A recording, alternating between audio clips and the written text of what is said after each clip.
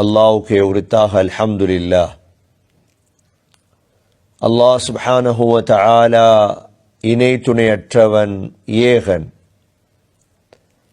சர்வ காரியத்தை செய்யும் சக்தி உடையவன்.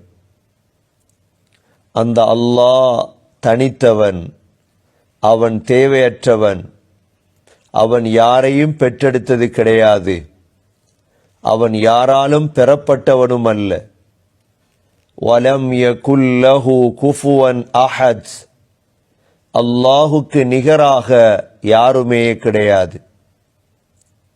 சலாத்தும் சலாமும் கடைசி நபியாகிய முஹம்மது ஸல்லல்லாஹு அலைஹி வஸல்லம் அவர்கள் மீதும், அவர்களை பின்பற்றிய சஹாபாக்கள், தாபிஈன்கள், தபஅத் தாபிஈன்கள் அனைவர்கள் மீதும் அல்லாஹ் தன்னுடைய மக்ஃபிரத்தை சொரிந்தருள்வானாக.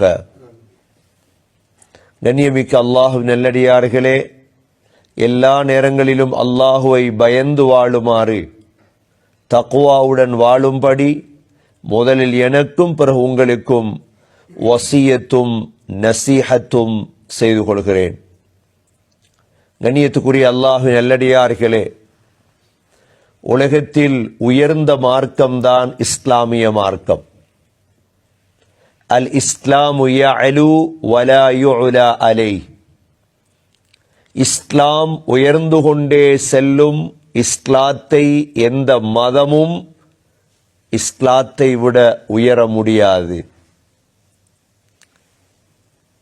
எப்பொழுது முஸ்லிம்களும், முஸ்லிம் தலைவர்களும், முஸ்லிம் உலமாக்களும் சிறந்தவர்களாக, ஒற்றுமையுள்ளவர்களாக வாழ்ந்தார்களோ, அக்காலம் இஸ்லாம் மேலோங்கிக் கொண்டே இருந்தது.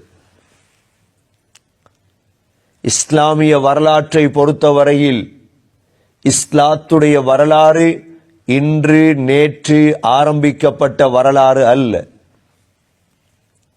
இந்த பூமியின் பல பாகங்களை ஆண்டவர்கள் முஸ்லிம்கள்.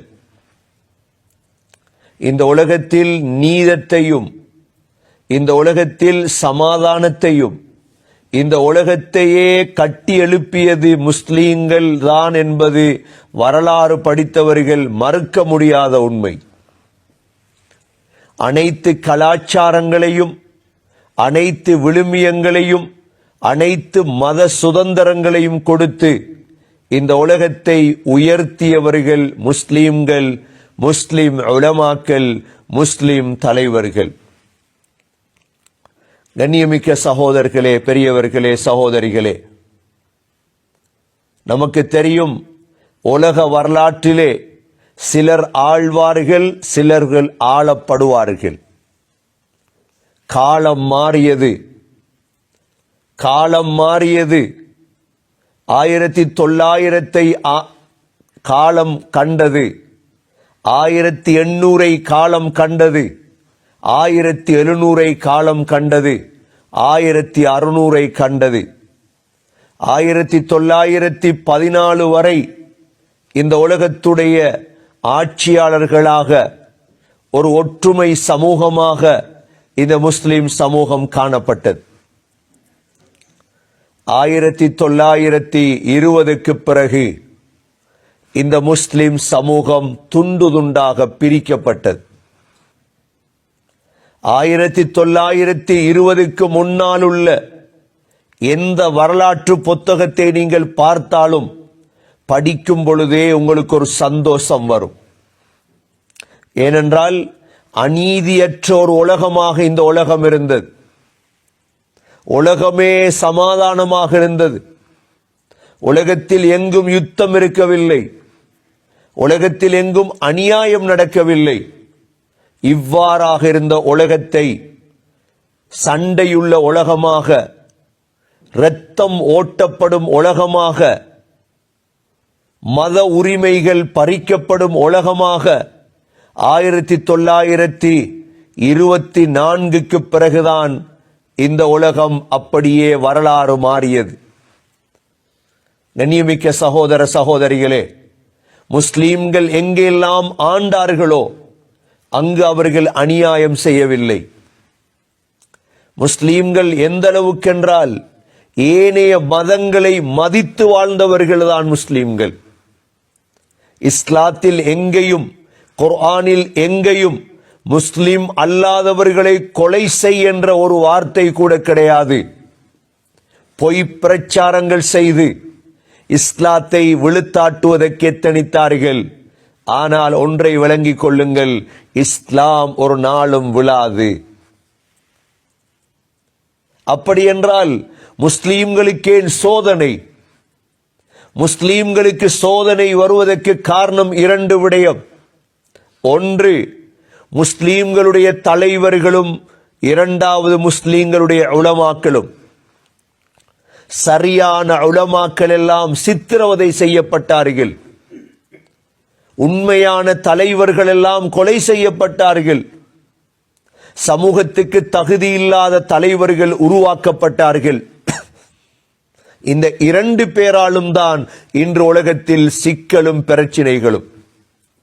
இந்த இரண்டு பேரும் சரியானால் சரியான ஒரு காலம் முஸ்லிம் சமூகத்துக்கு திரும்ப வரும். இன்று ஹிஜாபுடைய பிரச்சினை செல்கிறது. ஹிஜாபுடைய பிரச்சினை மாத்திரமல்ல, எத்தனையோ முஸ்லிம் பெண்கள் மதம் மாற்றப்பட்ட பிரச்சினை செல்கிறது. இதற்கு என்ன முடிவு என்று நீங்கள் கேட்கலாம். இதற்குரிய முடிவை நாம் ஒரு வார்த்தையில் சொல்லி முடிக்க முடியாது.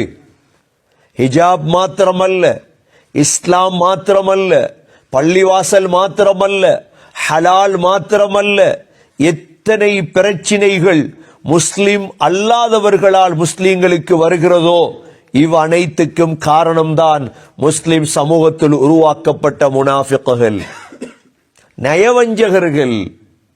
ஆகவே இதற்கான தீர்வு ஒரு இரண்டு நாட்களில் அல்ல, இன்ஷா அல்லாஹ் வெகு சீக்கிரம் வரும்.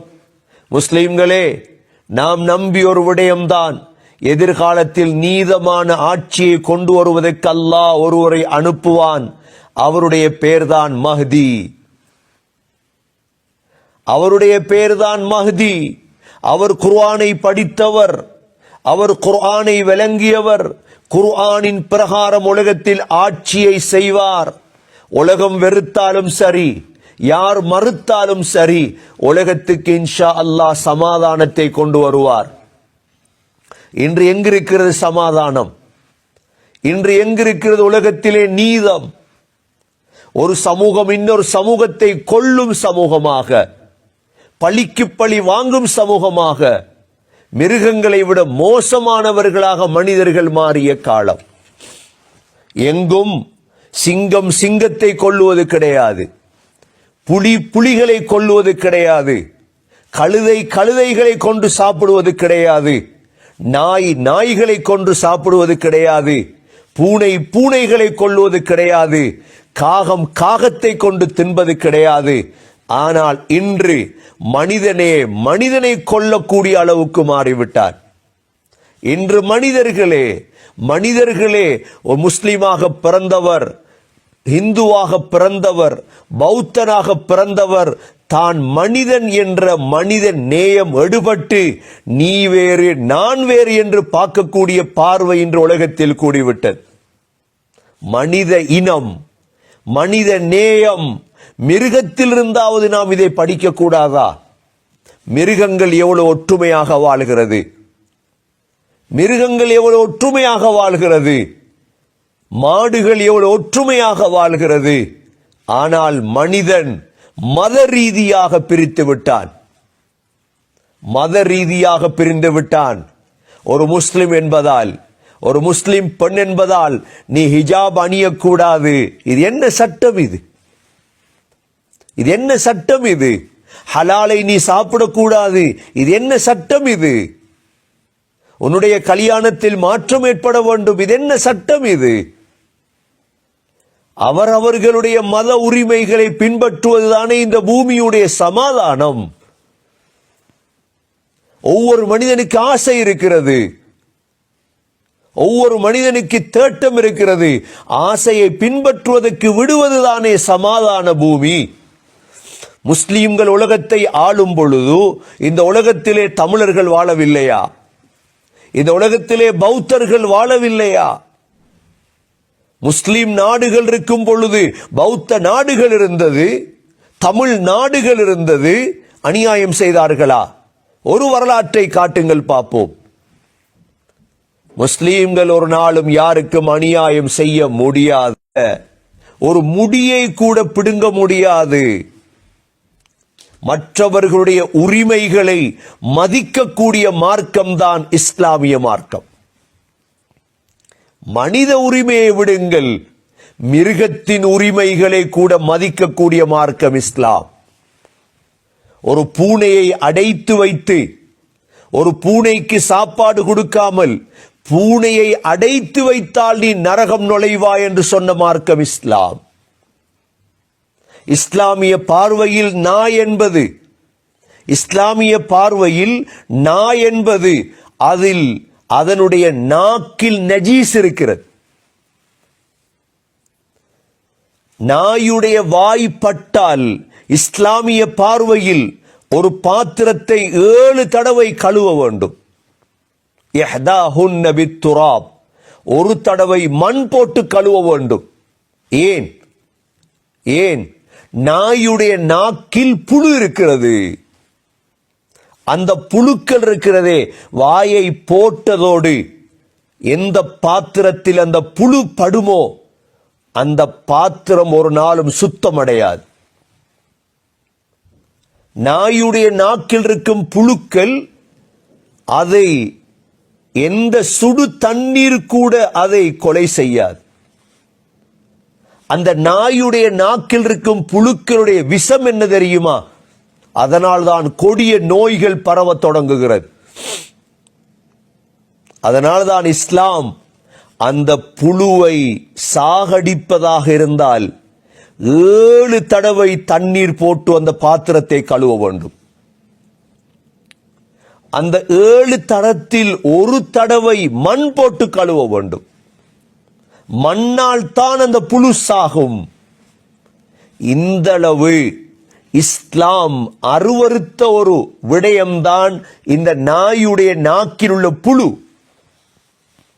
இந்த நாய்க்கு தண்ணீர் கொடுத்தால் சுவர்க்கம் என்று வாக்களித்த மார்க்கம் இஸ்லாம். அதுவும் ஒரு படைப்பு. நாய்க்கு தண்ணீர் கொடுத்ததற்காக ஒரு விபச்சாரிக்கு சுவர்க்கம் என்று சொன்ன மார்க்கம் இஸ்லாம். உலகத்தில் எந்த படைப்பையும், ஒரு சிட்டுக்குருவியை நீ வீணாக கொலை செய்தால் அது உன்னை சொர்க்கம் நுழைய விடாது என்று சொன்ன மார்க்கம் இஸ்லாம். ஒரு எறும்பு கூட்டத்தை எரித்ததற்காக, ஒரு எறும்பு கூட்டத்தை எரித்ததற்காக அல்லாஹ் பழித்தான். எறும்பை ஏன் எரித்தீர்கள்? ஒரே ஒரு எறும்பு தானே உங்களுக்கு கடித்தது. எவ்வளவு விசாலமான மார்க்கம் இஸ்லாம். இன்று ஏன் இஸ்லாமியர்களை துன்புறுத்துகிறீர்கள்? இஸ்லாமியர்கள் உங்களுக்கு என்ன செய்தார்கள்? இஸ்லாமியர்கள் நாடு கேட்டார்களா? இஸ்லாமியர்கள் உங்களை கஷ்டப்படுத்தினார்களா? ஏன் இஸ்லாத்தின் மீது தீவிரவாத சீலை குத்துகிறீர்கள்? உங்களுக்கு மனசு இல்லையா? உங்களுக்கு ஒரு நேரான பாதை இல்லையா? ஒரு மனசாட்சி இல்லையா? முஸ்லீம்கள் அப்பாவிகளாக உலகத்தில் வாழும் பொழுது இஸ்லாத்திலே ஏன் கை வைத்துக் கொண்டிருக்கிறீர்கள்?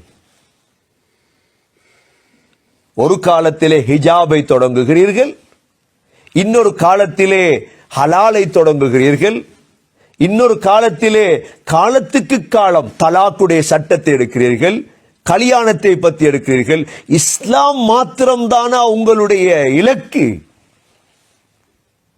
ஒன்றை சொல்லி வைக்க விரும்புகிறோம். எதிர்கால முஸ்லீம்களுக்குத்தான்.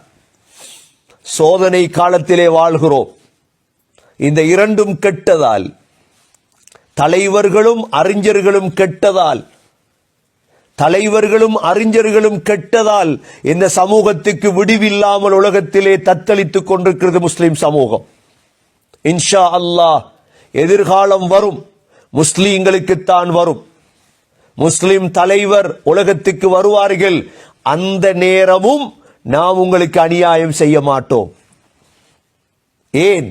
குர்ஆனுடைய கட்டளை எங்களுக்கு அநியாயம் செய்யக்கூடாது.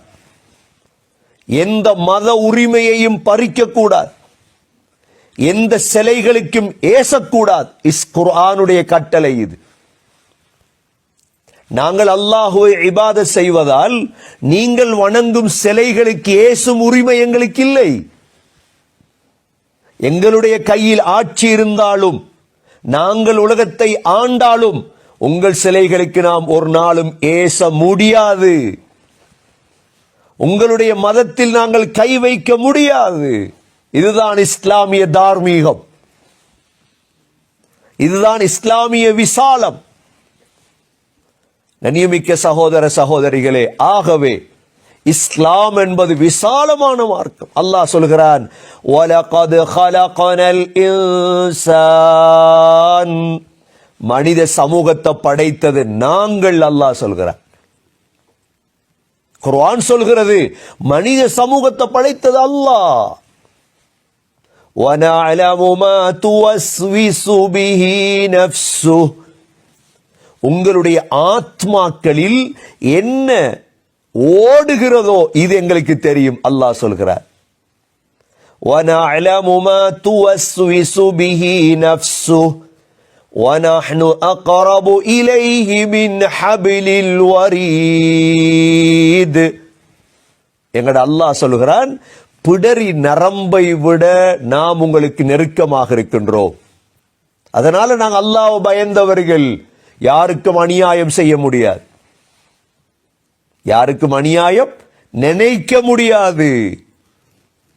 وَنَحْنُ أَقْرَبُ إِلَيْهِ مِنْ حَبْلِ الْوَرِيدِ إِذْ يَتَلَقَّى الْمُتَلَقِّيَانِ عَنِ الْيَمِينِ وَعَنِ الشِّمَالِ قَعِيدٌ. அல்லாஹ் மாத்திரமல்ல, எங்களுடைய வலது பக்கம் இடது பக்கம் 2 மலக்குகள் இருக்கிறார்கள், வானவர்கள் இருக்கிறார்கள், ஏஞ்சல்ஸ் இருக்கிறார்கள். நாங்க நினைச்சதை செய்ய இயலாத முஸ்லிம்களுக்கு. إذ يتلقى المتلقيان عن اليمين وعن الشمال قعيد. இன்னைக்கு ஒருத்தரை கொண்டுட்டு ஒரு சமூகத்தை கொலை செஞ்சுட்டு நாங்க வாயை பொத்திட்டு இருக்க, அதெல்லாம் எங்களுக்கு செய்யல. இன்னொரு மதத்தினர்களை அவங்கள கொண்டு அவங்கள ஆண்டு இதெல்லாம் எங்களுக்கு செய்யல. ரத்தம் ஓட்டேலாத எங்களுக்கு வீணான ரத்தம். மலக்குகள் இருக்கிறார்கள். ما يلفظ من قول إلا لديه رقيب عتيد. எந்த அளவுக்கு தெரியுமா முஸ்லிம்களுடைய வாழ்க்கை அமைய வேண்டும்? எங்களுடைய நாவால் ஒரு வார்த்தை வெளிவந்தாலும் எழுதி விடுவாங்க. நாங்க பொய் கூட பேச முடியாது முஸ்லிம்கள். பொய்ய கூட அதனால தானே பொய் என்ற தொழில் எங்கள்கிட்ட ஹராம். நீங்க ஹலால் ஹராம் இறைச்சியில மட்டும்தான் தேடுறீங்க. மாட்டிறைச்சி ஹலால், மத்தது இல்ல. பொய்ய தொழிலா செய்யறது, கோர்ட்ல போய் உண்மையை பொய்யா மாத்துறாங்களே, அந்த தொழில் கூட ஹராம் எங்கள்கிட்ட. அதுவும் எங்கள்கிட்ட ஹராம். பொய் சொல்ல இயலாது எங்கள்கிட்ட, ஏமாற்ற இயலாது எங்கள்கிட்ட. மா யல்ஃபிது மின் கௌலின் இல்லா லதைஹி ரகீபுன் அதீத். உங்களோட வாயால ஒரு சொல் வெளிவந்தால் ஒன்று ரகீபிடம் போகிறது, இல்லாவிட்டால் அதீதிடம் போகிறது. சரி, நினைச்ச மாதிரி வாழ போறீங்களா? நினைச்ச மாதிரி வாழ்றதாக இருந்தா ஒரு முடிவு இருக்குது. அதுக்கு என்ன முடிவு? மவுத். وَجَاءَتْ سَكْرَةُ الْمَوْتِ بِالْحَقِّ ذَلِكَ مَا كُنْتَ مِنْهُ تَحِيدُ. மவுத்துடைய போதை வந்தால், மரண போதைன்னு ஒன்றுக்கு தெரியுமா? இது முஸ்லிமுக்கு மட்டுமல்ல, இந்துவுக்கும் இருக்கு. இது தலைவர்களுக்கும் இருக்குது. எல்லாருக்கும் இருக்கு மௌத்துடைய போதை. ஜெயலலிதா எங்க? எங்க ஜெயலலிதா? கருணா எங்க? எங்க ஒவ்வொரு தலைவர்களும்? இந்தியாவுடைய, ஸ்ரீலங்காவுடைய பிரேமதாசா எங்க? பண்டார் நாயக் எங்க? எங்க போனாங்க எல்லாரும்? மரணம் என்ற போதை இருக்கிறது. மரணம் என்ற போதை இருக்கிறது. பெரும் பெரும் தலைவர்களாக இருக்கலாம், சட்டசபை முதல்வர்களாக இருக்கலாம், மரண போதை இருக்கிறது. மரண நேரத்தில் உங்களுக்கு ஞாபகம் வரும் இந்த இஸ்லாம். உங்களுக்கு வரலாற்று சான்றாக எடுத்து தருகிறோம். உங்களை விட பெரும் பெரும் தலைவர்களுக்கு ஞாபகம் வந்தது இஸ்லாம். மரண போதையில், கஷ்டத்தின் பொழுது நல்லவர்களுக்கும் இஸ்லாம் ஞாபகம் வரும், கெட்டவர்களுக்கும் இஸ்லாம் ஞாபகம் வரும். உலகத்தில் ஆகப்பெரிய 400 வருடம் வாழ்ந்து ஆட்சி செய்து இவ்வளோ பெரிய மிஸ்ரை, இவ்வளோ பெரிய எகிப்தை ஆண்டவன் தான் ஃபிரௌன். இவனுடைய மரண நேரத்தில் அவனுக்கு ஞாபகம் வந்தது அவனுடைய மனைவி அல்ல, அவனுடைய சொத்து செல்வம் அல்ல. மரண நேரத்தில் ஞாபகம் வந்தது என்ன தெரியுமா? லா இலாஹ இல்லல்லாஹ் என்றான். ஃபிரௌன் மரண நேரத்தில் இதே கலிமாவை சொன்னான், ஆனால் ஏற்றுக்கொள்ளப்படவில்லை. உங்களுக்கும் ஞாபகம் வரும், ஆனால் ஏற்றுக்கொள்ளப்பட மாட்டார். இஸ்லாம் தான் உண்மை என்பதை ஃபஸௌஃப தஅலமூன், வெகு சீக்கிரம் அறிந்து கொள்ளுவீர்கள். அதற்காக பலவந்தம் இல்லை. நீங்கள் பலவந்தமாக இஸ்லாத்துக்குள் வரணும் என்று குர்ஆன் கூட சொல்லவில்லை. லா இக்ராஹ ஃபித்தீன், இஸ்லாத்திலே பலவந்தம் இல்லை. எவ்வளவு விசாலமான மார்க்கம் இஸ்லாம். யாரையும் பலவந்தப்படுத்தி இஸ்லாத்துக்குள் வா என்று இஸ்லாம் கூப்பிடவில்லை. விருப்பமா வா, இல்லையா மரண நேரம் நீ விளங்கிக் கொள்ளுவாய். விளங்கியதற்கு பிறகு என்னால் வர முடியாது. وَجَاءَتْ سَكْرَةُ الْمَوْتِ بِالْحَقِّ ذَلِكَ مَا كُنْتَ مِنْهُ تَحِيدُ. அல்லாஹ் சொல்கிறான், மரண போதை உனக்கு வந்தால் உன்னால் தப்பிக்க முடியாது. தஹீத் என்ன? தப்பேலுமா? கண்ணியமிக்க சகோதர சகோதரிகளே, மரண போதை வந்து தப்பி ஒரு ஆளை காட்டுங்க பாப். என்னிடத்துல 100 கோடி பணம் இருக்கு. என்னிடத்துல உலகத்துடைய ஆக டாப் லெவல் ஹாஸ்பிட்டல் இருக்கு. சைனா ஹாஸ்பிட்டல், சிங்கப்பூர் ஹாஸ்பிட்டல், கனடாவுடைய சைனா ஹாஸ்பிட்டல், எவ்வளவு பெரிய ஹாஸ்பிட்டல், பெரிய டாப் லெவல் ஜனாதிபதிகள் ட்ரீட்மெண்ட் எடுக்கிற ஹாஸ்பிட்டல் இருக்குது என்கிட்ட. 100 கோடி காசும் இருக்குது. நான் என்ன செய்யணும் தெரியுமா? நான் தலைவர் தானே, என்ற உயிரை நான் தக்க வச்சு கொள்ளணும். ஏழுமா? அப்படி யாரும் தக்க வச்சிருக்கிறாங்களா? அப்படி யாரும் உயிரை தக்க வச்சிருக்காங்களா? இல்ல, யாரும் தக்க வைக்க முடியாது, தக்க வைக்கல இதுவரைக்கும். அதான் அல்லாஹ் சொல்கிறான், وَجَاءَتْ سَكْرَةُ الْمَوْتِ بِالْحَقِّ ذَلِكَ مَا كُنْتَ مِنْهُ تَحِيدُ. மௌத்துடைய போதை வந்தால் உன்னால் தப்ப முடியாது. ஆகவே கண்ணியமிக்க சகோதர சகோதரிகளே, நீதமாக உலகத்தில் வாழுவோம்,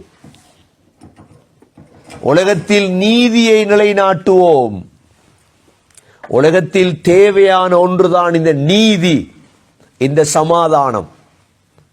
அனைத்து மக்களையும் மதித்து, அனைத்து மதங்களையும் மதித்து, மிருகங்களையும் மதித்து, படைப்பினங்களையும் மதித்து இந்த பூமியை சமாதான பூமியாக மாற்றுவது ஒவ்வொரு முஸ்லிமுடைய கடமை அல்ல, ஒவ்வொரு மனிதனுடைய கடமை. ஒவ்வொரு மனிதனுடைய கடமை மற்ற மனிதர்களை மதிப்பது. ஏன் மரணம் வரையும் தான் உங்களுடைய சந்தர்ப்பம். மரணத்துக்கு பிறகுள்ள காலம் வேறு காலம். முஸ்லிம்கள் நம்பியிருக்கிறார்கள் அடுத்த வாழ்க்கையை. அடுத்த வாழ்க்கை என்பது வேறு காலம். அது அந்த காலத்துடைய அரசாங்கம் வேறு.